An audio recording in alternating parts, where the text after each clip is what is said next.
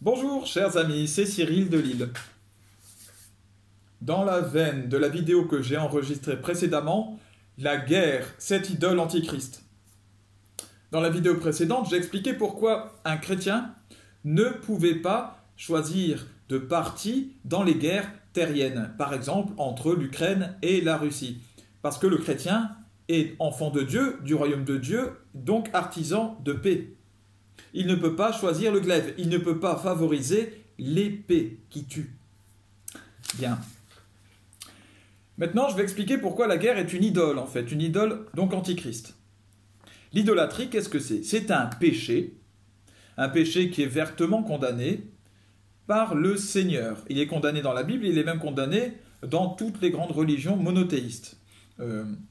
Dès que l'on se met à adorer, en fait, autre chose que Dieu, le Dieu véritable, venu en Jésus-Christ, le Dieu de l'amour, le Dieu de la paix, eh bien, on est idolâtre.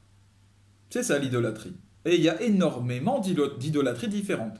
On peut idolâtrer l'argent de manière générale, c'est quelque chose d'assez courant, mais il n'y a pas que l'argent, il y en a d'autres. L'argent est quand même l'idolâtrie qui nous conduit à plein d'autres idolâtries à la fin. L'idolâtrie conduit à mettre autre chose que Dieu à la place de Dieu. Étant donné qu'il n'y a de vie qu'en Dieu, que lui seul peut nous donner la vie, et la vie en abondance, adorer une idole, croire qu'une statue de je ne sais quoi, une représentation ou je ne sais quelle passion que l'on peut avoir peut nous donner, imaginez qu'elle peut nous donner ce que nous demandons, revient à adorer la mort, puisque nous adorons quelque chose de vide qui ne produira jamais rien, éternellement stérile. L'idolâtrie est donc, par définition, antichrist, puisqu'elle revient à adorer autre chose que le Christ. Or, la seule adoration qui est juste, c'est celle du Christ. Dans une guerre, les belligérants, c'est-à-dire ceux qui sont les gérants de cette guerre, refusent la paix, la charité, le pardon. Dans tous les cas, dans toutes les situations, c'est comme ça. Ceux qui entretiennent la guerre refusent toujours la paix, puisqu'ils veulent la guerre, la charité, puisqu'ils tuent des gens, ils font mourir des gens, et le pardon, puisqu'ils ne veulent pas pardonner, ils veulent la vengeance. Or, Dieu est tout cela. Dieu est la paix, il est la charité et il est le pardon absolu. Dieu n'est pas la guerre, Dieu n'est pas la haine et Dieu n'est pas la vengeance. C'est le diable qui est tout cela. Dieu demande à son peuple de témoigner de la paix, de la charité et du pardon. Le Christ a dit à Pierre, « Range ton épée au fourreau, car qui triomphe par l'épée meurt par l'épée. » Ceux qui adorent la guerre mettent à la place de Dieu amour, leur patrie, leur nationalisme, leur drapeau, la prétendue ou réelle grandeur de leur civilisation, de leur culture, de leur pays, la puissance de leur armée, de leur littérature et je ne sais quels arguments pompeux.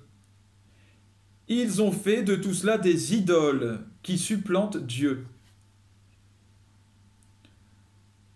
S'il y a eu une quelque grandeur dans une civilisation humaine, elle est venue de Dieu. Se détacher donc de Dieu et mettre à la place de Dieu une réussite quelconque, eh bien c'est mettre les choses à l'envers. Parce que l'on aime Dieu, parce que l'on a fait sa volonté, alors on a eu des fruits.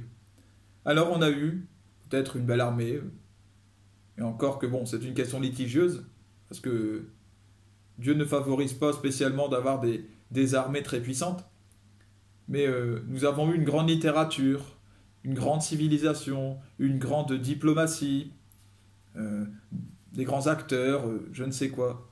Mais si vous prenez ces fruits, les acteurs, la diplomatie, la réussite économique, et que vous les mettez avant Dieu, alors ce que vous avez eu va se perdre, parce que ce n'était que des effets, que des conséquences du fait que vous étiez proche de Dieu. Vous voyez? Voilà. C'est comme ça pour les civilisations, c'est comme ça pour chacun.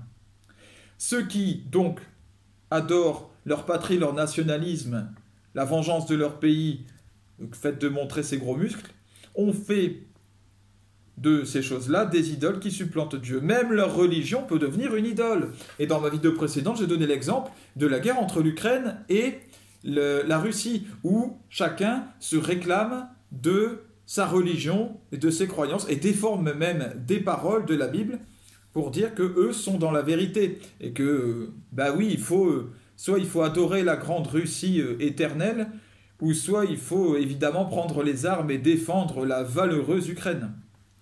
Dans un cas comme dans l'autre, ce sont des idoles. Ces gens sont loin de Dieu puisque Dieu demande la paix.